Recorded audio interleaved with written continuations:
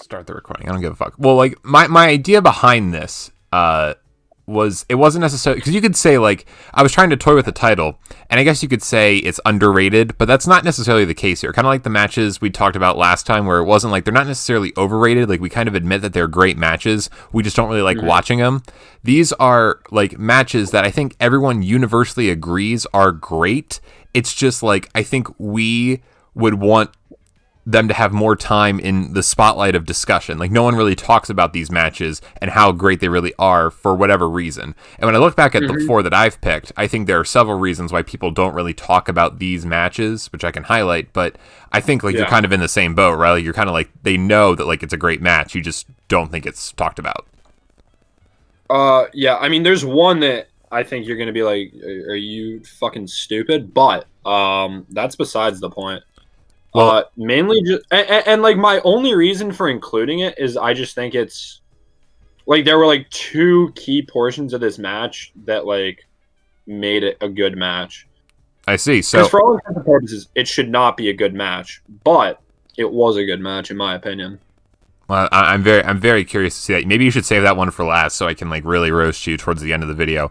But what is up, everyone? Right. My name is Jerichoholic8704 alongside Edgehead 3131. What's going on? I didn't tell you that we were. I don't know if I told you we were recording or not, but you know, okay. Great. Just want to make sure. All right. So as mentioned in that previous explanation, there again, these aren't necessarily underrated matches. These are matches that I'm pretty sure everyone knows are great, but we don't talk about them. So I'll start off if that's okay with you. Yeah, that's fine. One match that. Again, like this is a match where like I think everyone, when I say it, everyone's like, "Oh yeah, that match does kick ass." But again, just completely blown under the rug. First match for me is Scotty 2 Hotty versus Dean Malenko from Backlash 2000. So I know, like when you say Scotty 2 Hotty and great match, like that just doesn't make sense. You know, that's like peanut butter and thumbtacks. Yeah, exactly. So it's not like a cohesive sandwich. Vince McMahon match. So. The deal is with this match is a lot of people who have seen it will tell you that this is probably the greatest match of Scotty 2 Hotty's career, one of Dean Malenko's best matches in his WWE run. You know, obviously, the Light Heavyweight Championship was not a title that really got a lot of spotlight. It was kind of just like a weak answer to the Cruiserweight division. And, you know, by the time 2000 had rolled around, you know, WCW was a sinking ship. The Radicals had jumped ship. So, you know, they kind of had all the limelight focused on them. The story of Benoit and Guerrero, Malenko, and Saturn all jumping ship was exciting, but you have to realize that in the midst of all that, you have one of the most turbulent times in WWE. You know, around 2000, WCW is a sinking ship. WWE is sailing to new heights. Backlash 2000 itself is one of the best pay-per-views of that year. You had on this pay-per-view The Rock defeating Triple H in the main event to win the WWE title, and it had the return of Stone Cold Steve Austin. Like, there was a lot of things about this pay-per-view that a lot of big stuff. Yeah, right. It's a legendary pay-per-view, and it's easy to remember that all the matches on this show were great because they were. Like, a lot of the matches really stood the test of time. It's an all-time classic pay-per-view, and I think in a vacuum, you don't really remember that Dean Malenko and Scotty 2 Hotty had a great match, but it really is. Dean Malenko takes most of it, and Scotty 2 Hotty is just a great babyface in peril. The thing about Too Cool, and no matter what you want to say about them, the crowd fucking loved them. And oh yeah, sometimes you don't have to be the greatest technical wrestler in the world. You don't have to do the most flips, and you don't have to have the biggest moves. If the crowd loves you, you have 99% of the battle won. Because all Scotty 2 Hotty had to do was go in there, get his ass kicked for like 10 minutes. He made a small comeback. He did the worm, and people lost their fucking minds. There were amazing near falls in this match. The crowd was eating it up, and the finish was really, really cool with like the top rope DDT and everything. So overall, this is like a perfect wrestling match. Like, this is everything wrestling is supposed to be. You have the heel everyone hates, the face everyone adores. You know, you have the comeback, and it's just the heel ends up getting the win in the end, which happens sometimes. But overall, a forgotten match, but a match that everyone really should go out of their way to see because it is really a sight to behold. Especially, you know, it's amazing to me how like the second match on the card for like a tertiary title can have such huge crowd reaction when, like, you know, an intercontinental title match or a tag team title match barely gets any response from a crowd in modern day WWE. So for those listening, personally, I've been going through and like watching like old Raws and SmackDowns, and I started a little after like this pay-per-view. But like I think I need to go back and watch it just because I mean you said that Scotty 2 Hotty had a great match, and I mean personally that's a little hard to believe, but the one thing that you said that just absolutely true is that he was so over as a part of just like a regular team. Like all he did was like get his ass kicked, and then he did the worm, and people went ballistic. Like if you were to, and you said something that made sense and also didn't make sense. You said if you have the crowd's approval, then you're 99% of the way there. I mean, that is true, but as we know, the crowd approves of so much, and Vince McMahon just points at it, laughs, and then just says the word poop, and then expects everybody to also point and laugh. And so, while I do definitely agree that Scotty 2 Hotty was like a good wrestler, like he was over, I mean, he's one of those types of guys that like the light heavyweight division, like he wasn't really going to make it that far. Whereas Dean Malenko, I mean, well, yeah, I mean, especially when you have it compared to other guys like a Dean Malenko, who is just technically sound, but he was also the perfect counter to him because, you know, Dean Malenko is all wrestling, you know, very bland personality, but the bland personality kind of became his character in a way. And I mean, they did the same thing with Lance Storm. Yeah, but like with Lance Storm, they kind of butchered it. Yeah. They flat out buried him. At least with Dean Malenko, they gave him offense. They had him win matches. He was the champion, and like he won with like a pretty sick move. As opposed to Lance Storm, where they trotted him out to the ring, and like 2 minutes into his match, that everyone's chanting boring, and like Stone Cold's out there falling asleep. So it's hit or miss. Very hit or miss. Well, okay. For my first match, and I mean, I just say this match in general because the other two just get so much. It was like essentially a best of three, but the other two matches just get so much more like talk and pop and buzz, which I mean makes sense. But the match on Raw between John Cena and CM Punk, I think is criminally underrated. I think it's the best match that the two of them had. It was 2013, and whoever won was going to go face The Rock at Mania. And I just think this match was infinitely just so much better than even the Money in the Bank one. The Money in the Bank one's the first match in a while, or is like the first match I think of when I think of either of these two. And that's because nobody talks about this match. Like, this match was so good.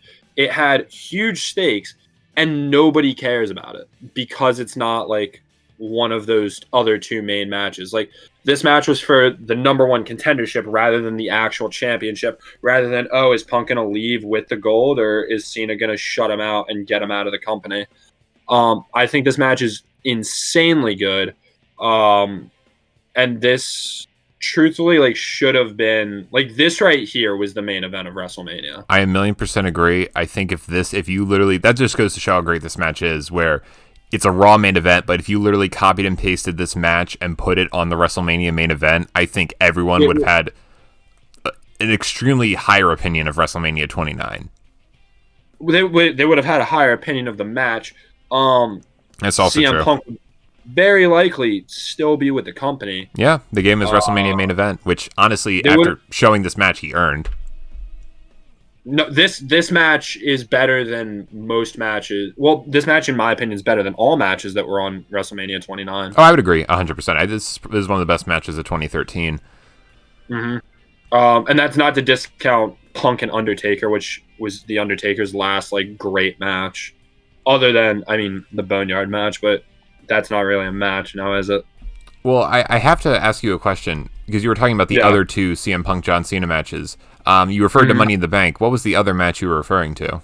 Well, I guess it necessarily wasn't between Cena and Punk, because didn't they have the triple threat at? Well, the SummerSlam, they had a triple threat in SummerSlam 2012. I think that had Big Show in it, because then after Money in the Bank, they had the one-on-one rematch at SummerSlam 2011. But another match that I actually put on my list, which was really funny, because it's a nice segue. The Night of Champions match between John Cena and CM Punk from Night of Champions 2012. Yeah, This match is also extremely, extremely underrated and completely overlooked. I'd argue it might be a little bit more overlooked than the Raw match. I don't think it's as good as the Raw match. I think I would definitely give the edge to that one. But I think, again, with John Cena and CM Punk, you had, kind of like that Money in the Bank match is just so legendary. And, I do love the Raw match, but I would say the Money in the Bank match is just the best one they've had just because of all the different factors going into it. And the SummerSlam match, I think, is one of the weaker matches between the two guys, even though it's still pretty good. But because it's tied to the Money in the Bank match, I think that just gives it a little extra oomph. But the Night of Champions match is just as good on the action. The only thing with the Night of Champions match is it has that screwy finish, which I think is what kind of like, it might have docked it down for a few people, but I don't think it takes away from anything in the match because it's awesome. Not to mention Punk's New York Yankees gear is amazing. I love that about him.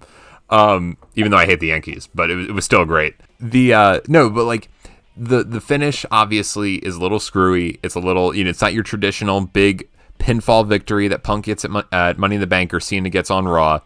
But overall, action-wise, this match is awesome. It is right up there with their classics, and it's just no one really ever mentions it. And I think it's just because it also kind of happens a little bit out of the blue. No one really remembers this era of the feud. It's that fallout from SummerSlam 2012 into Night of Champions. And then after this, CM Punk would eventually go on to feud with The Rock because, this was all throughout fall. They would do their own thing. I'm trying to even remember because he transitioned to the Ryback feud after this. Punk went to the Ryback feud where that was kind of a debacle. Yeah, and then Brad Maddox got involved. Like everything kind of snowballed out of control at this point for Punk's title reign. I thought his 443 day. Is that what it is? 443? 434. 434. Thank you. His 434 title reign kind of ended on a weird note in these last couple months. But I think, John Cena's match with Punk at Night of Champions was kind of the final hurrah for that title reign. And I think it's just kind of overlooked by all the stuff they did with Ryback and the stuff they eventually did with The Rock. But yeah, sorry, we just kind of talked about John Cena and CM Punk for a while. Okay, I don't really have as melodious of a transition from your match to my match, but I'll try my best.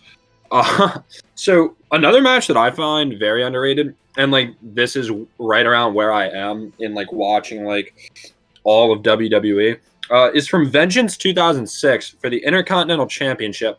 It was a triple threat between Shelton Benjamin, Carlito, and then Johnny Nitro, accompanied by Melina. And for everything that first of all, Shelton Benjamin as the Intercontinental Champion at this point in time, he was a cocky, brash, pain in the ass heel. Something he's very good at, as you can see now with his current involvement with the Hurt Business, cocky and brash. He's kind of I guess, Cedric Alexander before now Cedric Alexander. Johnny Nitro, cocky also. Plus he had Melina, so he was already kind of a pain in the ass. And her just I always forget until I go back and watch moves from and matches from this time. Whenever something doesn't Melina in general is just such an entity in wrestling because she just screams and it actually pains me. I refuse to cheer for Melina for a couple of reasons, but mainly because the shrieking just makes my ears just creak and it hurts. And then Carlito, for a guy whose main thing was spitting in the face of people who don't want to be cool. Sorry, I just had to do it. Had to do it. I think this might be one of Carlito's best matches. Something that's kind of overlooked is that Carlito did have a very decent period of time where he was a babyface, and this was part of it. The match ended with Carlito hitting the, at that time, backcracker, and I had to rewind it a couple of times just to make sure I was hearing Jim Ross say backcracker rather than backstabber.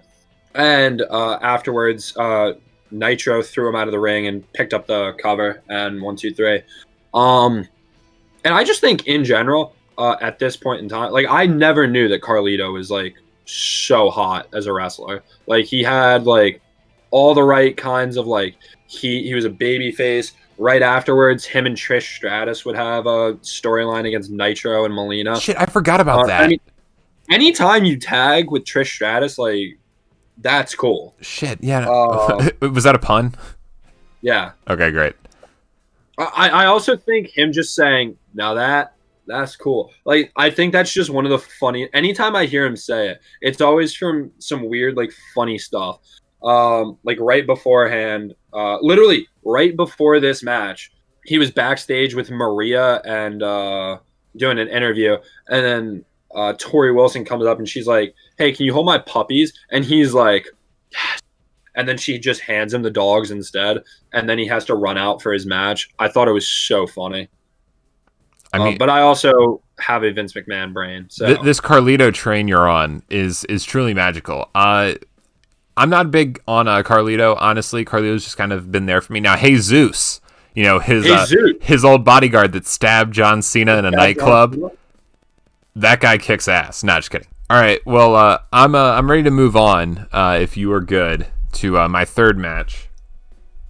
By all means. All right, so third match for me is a match that I really enjoyed rewatching, and that is from Over the Limit 2011, Christian versus Randy Orton for the World Heavyweight Championship.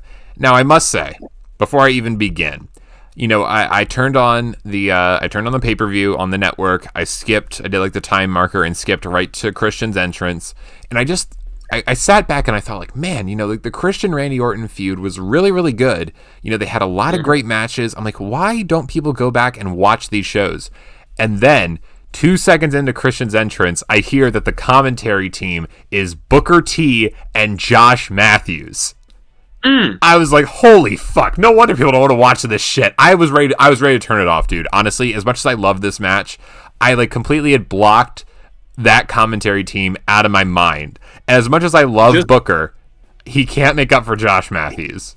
Honestly, just switch it to Spanish. Listen to Carlos Cabrera and Hugo Savinovich. Honestly, that honestly wouldn't have been a bad idea at all.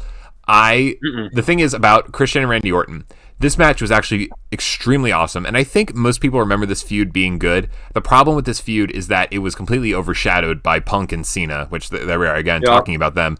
They were literally just the hotter feud at the time. But I will say, like, the summer of 2011, you know, you had two strong world title feuds lasting the entire summer because they both really blew off at SummerSlam. They both kind of like started and ended at the same time. Christian and Randy Orton started a little bit earlier, but throughout the summer, you had these two great world title feuds. So I will commend WWE for that, for having like a really good summer of 2011 in terms of their world titles.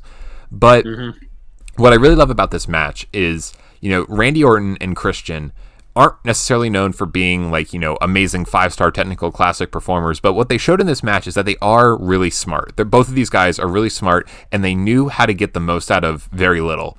And I mean that in a good way. What they really did well in this match is playing off their first match where Randy Orton beat Christian 2 days after he had won the title.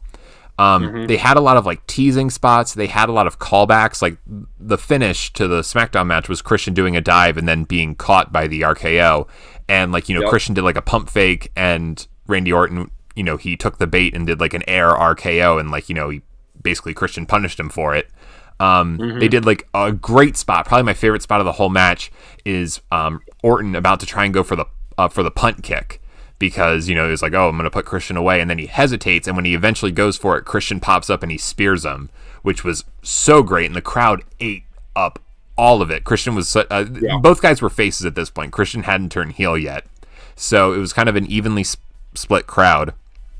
And overall, I mean, I think both guys did so well in this match.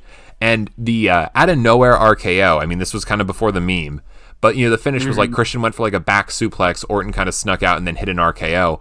I actually thought that was a brilliant finish, kind of having it like a almost out of nowhere finish, you know, not a lot of drama, not a lot of build up. It just kind of came out of the blue. I think that's great because the whole story of this match was that both of these guys had each other well scouted, and they had each other's moves baited and ready to go and have like a counter for everything. So the fact that Orton was able just to win out of a shock RKO that Christian wasn't prepared for made sense perfectly for the story, and it kind of set up Christian's heel turn. So overall, I would say that this match is awesome. This is great, and it's literally just overshadowed by the Punk and Cena feud, which again hadn't started yet officially. But when people look back at the summer of 2011, the first thing they think of is Punk and Cena, and the great match they had at Money in the Bank, and the Christian Orton, all those matches that they had, which were aplenty, were really a sight to behold. So, essentially, like in 2011, like you said, absolute banger of a year in the summer for WWE. These two huge feuds that were going on, and I think the biggest issue with how they went about this feud is that they didn't put it equal to Cena and Punk. Like, this just felt like, you could tell by like looking at the build-up, like nobody really cared about like watching it at the time because it wasn't Cena versus Punk. Like, at this point in time, SmackDown was definitely the B show, and the feud kind of showed it. Like, it was a great feud and the matches were great, but you knew that they didn't really care, I guess. Like, they didn't give enough effort towards it, which is a shame. But my next match also just happens to be one of the ones where, it's not that it was a bad match. However, it was completely overshadowed by something else. This is from Armageddon 2002, and it's the WWE Championship match between the Big Show and Kurt Angle. Firstly, it's underrated because it's completely overshadowed by the 3 Stages of Hell match between Shawn Michaels and Triple H for the World Heavyweight Championship. But like, this match was fantastic. It ends with a bunch of people like running interference. The A Train ran in, or Albert or Matt Bloom or Tensai or whatever you remember him as. He runs in, just floors Angle, and then Angle is about to like, or not Angle, Big Show is about to like choke slam him or something. Interference again. Ref got knocked down. A chair gets thrown in by Paul Heyman, who is in the Big Show's corner. And this was after Paul Heyman had screwed Brock Lesnar. And if you know anything about the man, you do not fuck with the man who could bench press a shark. So Lesnar comes in, F5's the Big Show, Angle makes the cover, and 1, 2, 3, new champion. I just think this match is awesome. I'm a huge mark for Kurt Angle. I caught his shirt when he threw it in an event, Bowie Bay Sox Stadium, let's go. And then I got him to sign it later on, so I mean, that's pretty freaking sick, if I do say so myself. But I just think this match is overlooked because of the 3 Stages of Hell match. And it shouldn't be, because this match was, I would say, definitely not just as important. But I think this match, first of all, it's a WWE Championship match. It was only 12 and a half minutes. Can you imagine that nowadays? Fantastic. Well, I mean, to be fair, the the Survivor Series match with Brock and Big Show just a month prior was like 7 minutes. So I think Big Show at this point was one of his heaviest weights. So I don't think he could go for like 20, 25 minutes. Yeah, he couldn't go for a while. Yeah, but, I mean, honestly, this match I really kind of appreciate the fact that you picked a match from Armageddon 2002 because obviously everyone's mind jumps to the 3 Stages of Hell match with Shawn Michaels and Triple H. But if I'm being honest, the other match I think of when I think of this pay-per-view is the Eddie Guerrero Chris Benoit match. Yeah. Which is also great. It's not on my list, but that is also a great match. So I didn't even think about I couldn't even tell you what the WWE Championship match on this show was. I would not have guessed it was Kurt Angle versus Lesnar. It makes sense, though, when you look at the timeline of events. What did I say? Lesnar. Oh, oops. See, I'm telling you, like, it's just a forgettable match, I guess. And yeah. But, like, I think, like, the build-up to this match was, like, the Big Show is, like, the new big man on campus. He still had his, in my opinion, his better entrance where it was, like, well, and it was, like, the guitar licks, and then he just screams, it's the Big Show. Like, that was, first of all, my favorite entrance for the Big Show. Yeah, I don't know why they changed that theme. Like, whatever, man. Like, that first theme was so much better. Yeah, but again, like, I think this match was, like, pretty underrated. During this time, I do think SmackDown was, like, better. It was 2002, so, I mean, the SmackDown 6 were still all there. And yeah, this is also just a great pay-per-view in general. 2002 Armageddon. I don't know about that. Pay-per-view was kind of meh. Aside, I mean, I don't think too highly of this match. And I'm sorry, the 3 Stages of Hell match, but the Benoit and Guerrero match is awesome. And I mean, I'll take your word for it that this match was better than I remember. But yeah, no, I'll definitely take that under advisement. Okay, I'll take that. Alrighty. All right, so my final match. I haven't really been going in chronological order, so oops, but whatever. This is probably the one that when I rewatched it, I was like, God damn, this match actually kicks ass. Like, I might have to give this match the full 5 stars because this match is so fucking great. To me, my most overlooked, underrated, doesn't get enough credit match, I don't care what the fuck you want to call it, from Unforgiven 2005, Edge versus Matt Hardy in the Steel Cage match. Dude, this match kicks so much ass. This is without a doubt the best singles match Matt Hardy's ever had. And I think singles-wise, I really am struggling to think of a better Edge match, singles-wise. There have been a few. I think you could look at the Taker matches. Even the match he had with Orton at Backlash, the greatest wrestling match ever, which, by the way, got number 3 on WWE's top 25 matches of the year. I found that fucking hilarious.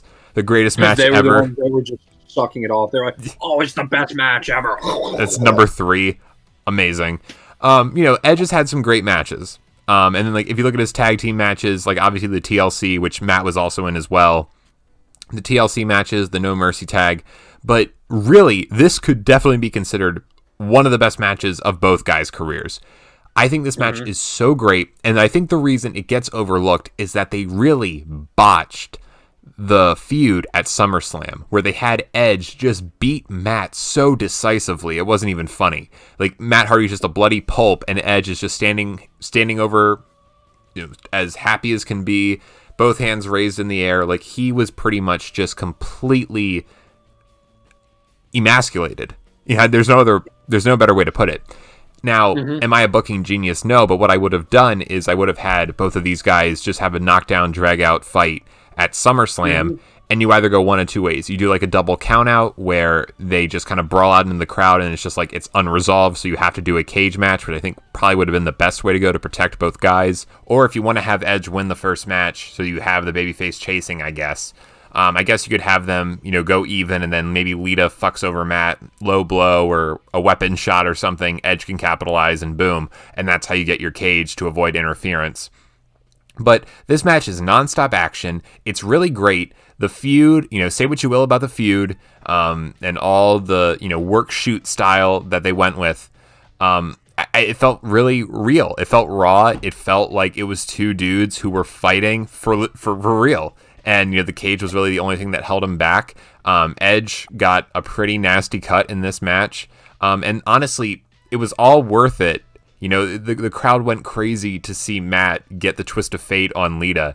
And what was so great and what was an amazing crowd pop is Matt hits the twist of fate on Lita and then Edge immediately spears Matt. And I think everyone thought that was the finish because it was clear that Edge was the favorite of the two company-wise and that Edge would be the one moving forward.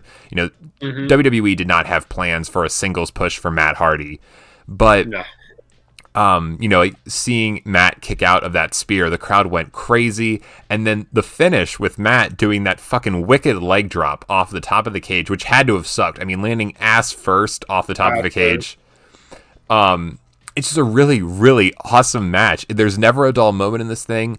I would probably give it 5 stars. I think it's just a fucking great match and incredibly overlooked. Like, no one ever talks about this match when talking about great cage matches or great Edge matches, Matt Hardy matches, just anything. It's so overlooked, and I think it's because everyone remembers the feud more than anything, and I think people remember the SummerSlam match because the SummerSlam match was the one that everything was kind of building towards, and it was just such a botch. It was just, they dropped the ball hardcore with Hardy and Edge.